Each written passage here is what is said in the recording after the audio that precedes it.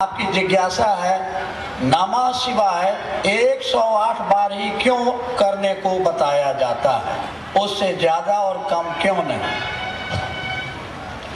ध्यान से सुनिएगा तो मैं समझाने की कोशिश करता हूं, लेकिन यहां शास्त्र रद्द करिएगा तब तो नहीं सुनिएगा, नहीं समझिएगा।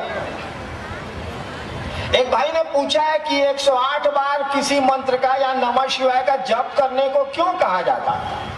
ये भारतवर्ष का बड़ा पुराना नियम है, इसकी व्याख्या लोगों के पास कम है, लेकिन ये नियम बड़ा पुराना है कि 108 बार मंत्रों का जप होता है। कोई मंत्रों 108 बार जप होता है।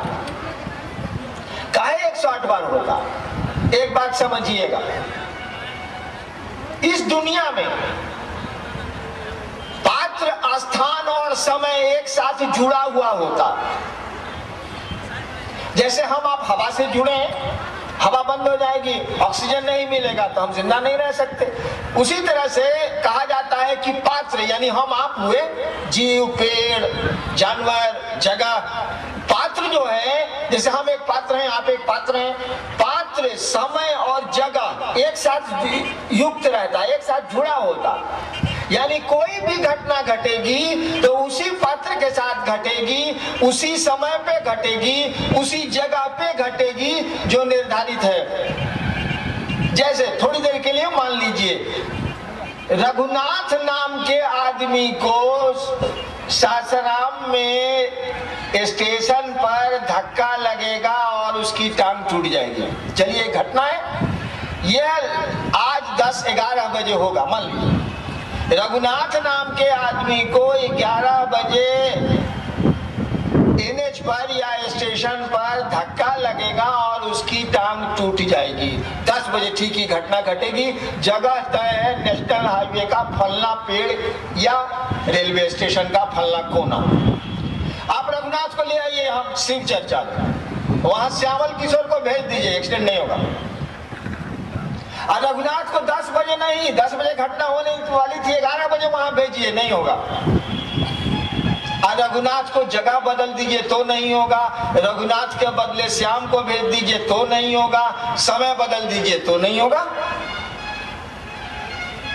यानी स्थान को, काल को और पात्र को, समय को, जगह को और आदमी को या जानवर को या पेड़ को, किसी एक को आप हटा सकते हैं तो घटना नहीं घटेगी। हटा नहीं सकते हैं। ये मेरा बड़ा पुराना अनुभव है। मैं धंधा बहुत करता रहा हूं आज तक। चमत्कार सीखने के लिए शिव को गुरु माना था, इसलिए धंधा मुझको, मेरी आदत बहुत रही है। स्थान को कहा गया कि यही 3 चीज में एक चीज को डिस्टर्ब कर दीजिए तो काम निकल जाएगा। कहा गया कि स्थान पता कैसे चलता है।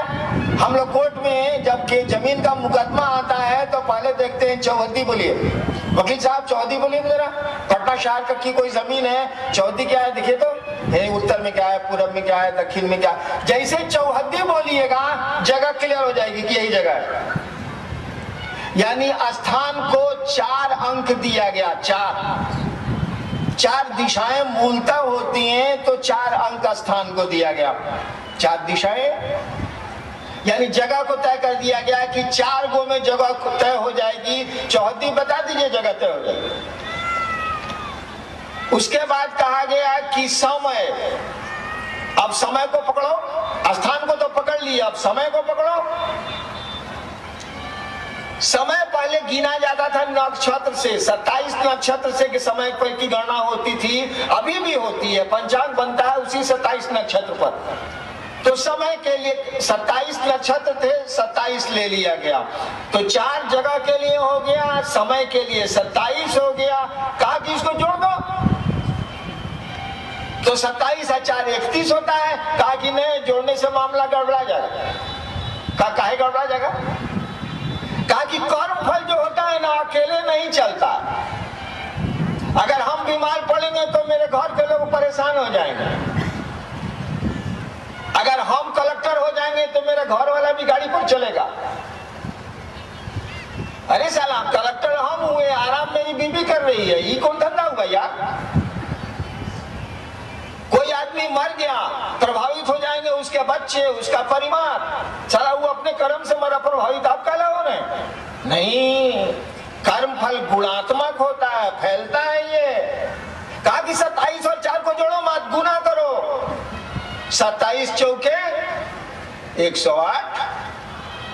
कहा कि 108 बार जब सिद्ध मंत्रों का जब कोई पात्र करेगा, जब करता पात्र आदमी ना, 108 बार सिद्ध मंत्रों का कोई जप करता प्रयोग करेगा तो उस मंत्र के देवता की शक्ति उस मंत्र में होगी।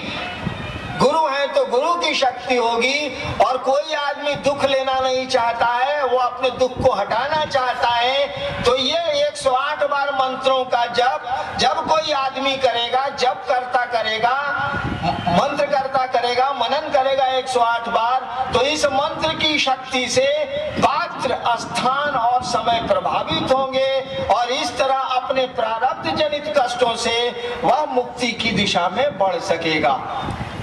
इसीलिए 108 का सिस्टम बना हुआ है। ज्यादा भी हो तो कोई दिक्कत नहीं है, कम नहीं होना चाहिए। ज्यादा होगा कोई दिक्कत नहीं हुई, 108 पर ऑटोमेटिक रुक जाएगा।